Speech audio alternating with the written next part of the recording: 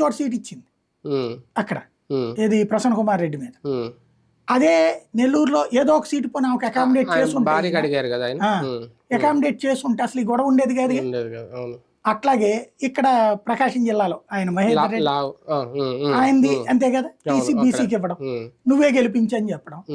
అట్లాగే చెప్పినప్పుడు వాళ్ళకి ఏమైంది టోటల్గా అంటే మన పేరుతో ఇతను నడుస్తున్నాడు, ఇతనికి అహంకారం పెరిగిపోయింది. ఒకటి వాళ్ళకి ఆర్థిక ప్రయోజనాలు ఏం చేకూరలే ఇతని హయాంలో, ఆ చేకూరినోళ్ళు ఒక గుప్పెడు ఉంటారేమో, వాళ్ళకి ప్రయోజనం ఏం జరగల. పైగా వాళ్ళ గత 9-10 ఏళ్ల నుంచి కూడా ఇతను సర్వైవ్ అవుతున్నది రెడ్డి పేరుతో.